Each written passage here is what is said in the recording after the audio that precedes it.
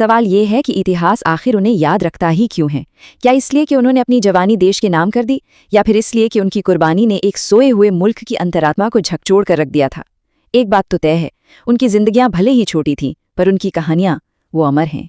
तो चलिए, आज हम भारत के उन्हीं महान शहीदों की गाथा में उतरते हैं। ये सिर्फ नाम नहीं है, ये वो लोग हैं जिन्होंने अपनी कुर्बानी से इतिहास के पन्नों पर अमरता की स्याही बिखेर दी और आज़ादी की वेदी पर अपने प्राणों की आहुति दे दी। और यही वो कहानी है जिसमें हम आज गहराई से उतरने वाले हैं। ये सिर्फ कुछ नाम नहीं, बल्कि वो विचार हैं जो आज भी करोड़ों दिलों में प्रेरणा की लौ जलाते हैं। जी हाँ, उनकी जिंदगी भले ही छोटी थी, पर उनकी कहानी वो अमर है। लेकिन इस कहानी को ठीक से समझने के लिए हमें थोड़ा सा इतिहास में पीछे चलना होगा। देखिए, क्रांति की जो आग थी ना, वो 20वीं सदी में अचानक नहीं भड़की थी। इसकी जड़ें वो बहुत गहरी थीं, जिन्हें दशकों के दमन और विद्रोह के खून पसीने से सींचा गया था।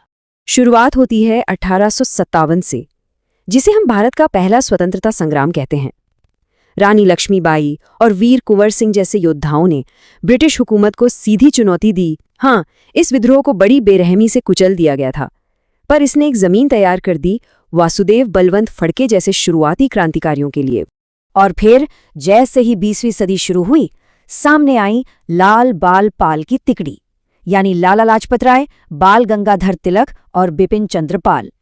इन्होंने राष्ट्रवाद को एक नई, एक ज्यादा मजबूत आवाज दी।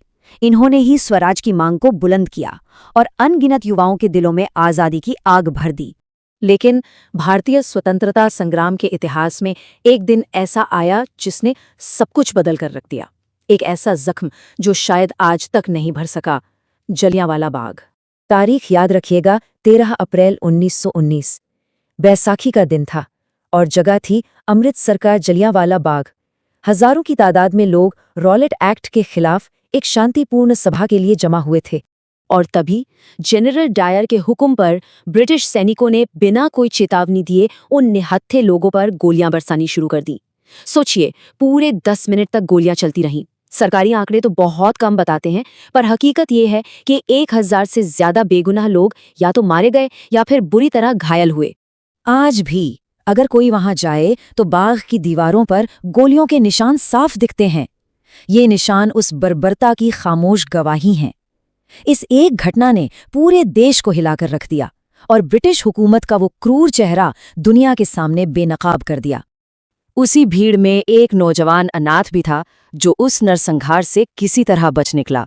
उसका नाम था उधम सिंह। उसने अपनी आंखों से वो सब कुछ देखा था और उसी दिन उसने एक कसम खाई, एक ऐसी कसम जिसे पूरा करने में उसे 21 साल लग गए। अब जलियांवाला बाग के बाद जब गांधी जी ने चौरी चौरा की घटना की वजह से असहयोग आंदोलन वापस ले लिया, तो कई युवाओं का सब्र टूट गया। उनका अहिंसा से विश्वास उठने लगा। उन्हें लगा कि आज़ादी वो मांगने से नहीं बल्कि छीनने से मिलेगी।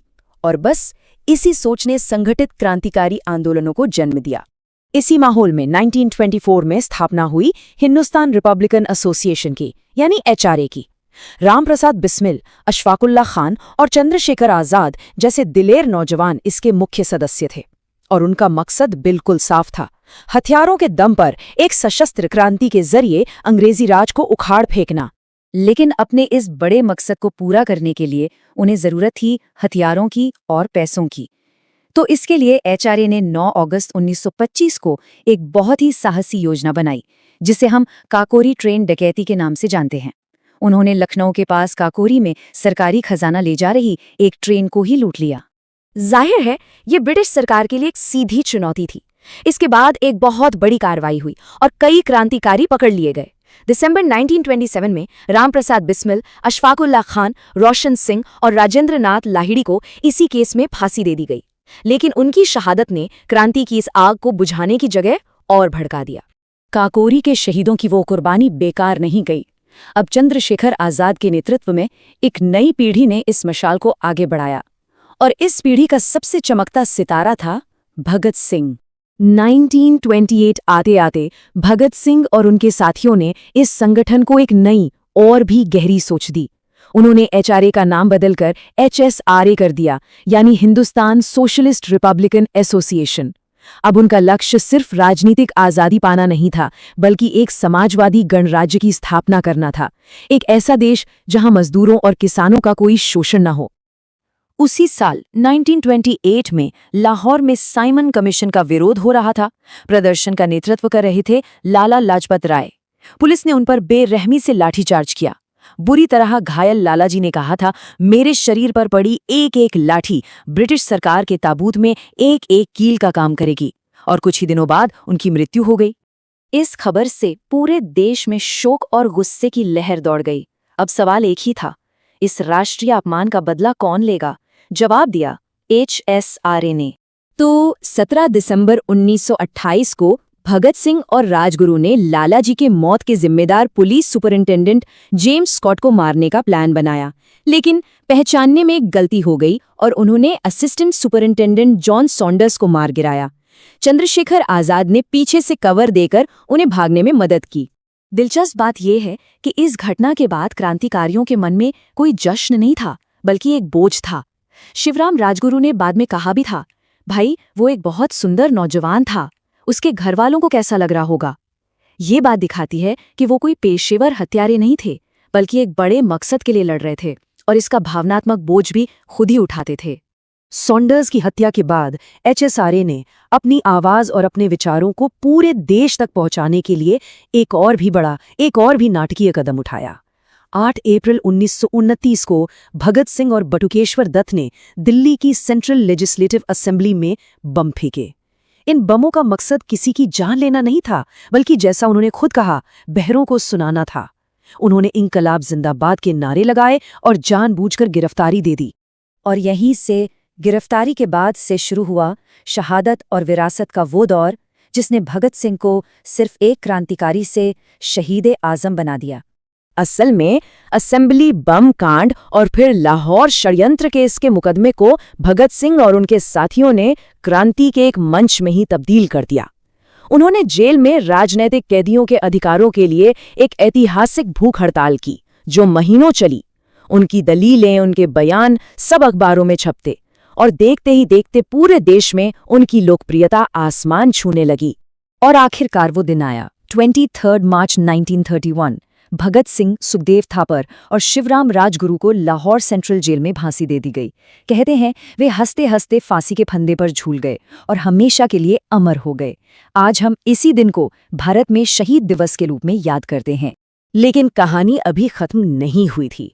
याद है जलियांवाला बाग? उसकी गूंज अभी बाकी थी। वो नौजवान अनाथ जिसने अपने लोगों को अपनी आंखों के सामने मरते देखा था, वो अपनी कसम नहीं भूला था। पूरे 21 साल के लंबे इंतजार के बाद 13 मार्च 1940 को उधम सिंह ने लंदन के कैक्सटन हॉल में माइकल ओडवायर को गोली मार दी। ये वही ओडवायर था जो जलियांवाला बाग हत्याकांड के समय पंजाब का गवर्नर था और जिसने जनरल डायर की कार्रवाई को सही ठहराया था। उधम सिंह ने अपना बदला, अपना फर्ज पूरा किया। उनकी सोच कितनी विशाल थी, इसका अंदाजा आप इसी बात से लगा सकते हैं कि गिरफ्तारी के बाद जब उनसे नाम पूछा गया तो उन्होंने कहा, राम, मोहम्मद, सिंह, आजाद। राम हिंदुओं के लिए, मोहम्मद मुसलमानों के लिए, सिंह सिखों के लिए और आजाद यानी स्वतंत्र भारत। ये एक नाम नहीं, ये अपने आप में भारत की एकता और आजादी का एक जीता जागता प्रतीक था। तो ये थी कहानी। अब चलिए इस पूरी जानकारी को परीक्षा के नजरिए से कुछ मुख्य तथ्यों में जल्दी से समेट लेते हैं। ये वो पॉइंट्स हैं जिन्हें याद रखना बहुत जरूरी है, खासकर एग्जाम्स के लिए। चलिए इन महान क्रांतिकारियों और उनके कार्यों पर एक नजर डालते हैं।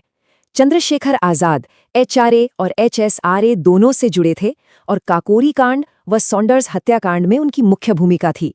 भगत सिंह HSRA के दिल और दिमाग थे, सॉन्डर्स हत्याकांड और असेंबली बम कांड के लिए जाने जाते हैं।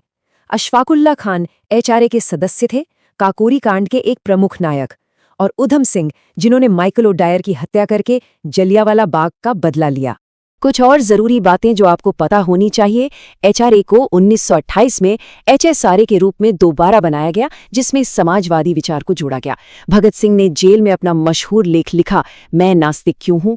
इंकलाब जिंदाबाद का नारा भगत सिंह ने ही लोकप्रिय बनाया था। चंद्रशेखर आजाद 1931 में इलाहाबाद के एल्फ्रेड पार्क में पुलिस मुठभेड़ में शहीद हुए और अपने नाम की तरह आखिरी सांस तक आजाद रहे। और हाँ, 23 मार्च का दिन भगत सिंह, सुखदेव और राजगुरु के सम्मान में शहीद दिवस के रूप में मनाया जाता है। उनकी कुर्बानी ने हमें आज़ादी तो दिला दी, लेकिन एक सवाल आज भी हमारे सामने खड़ा है। क्या हम वाकई उस भारत का निर्माण कर पाए हैं जिसका सपना उन्होंने अपनी आंखों में सजाया था? एक ऐसा भारत जो हर तरह के शोषण, अन्याय और भेदभाव से पूरी तरह आज़ाद हो। यदि आपको ये जानकारी उपयोगी लगी हो तो हमारे चैनल को अभी सब्सक्राइब कीजिए। ऐसे ही रोचक और परीक्षाओं में बार बार पूछे जाने वाले विषयों के लिए हमारे साथ जुड़े रहिए।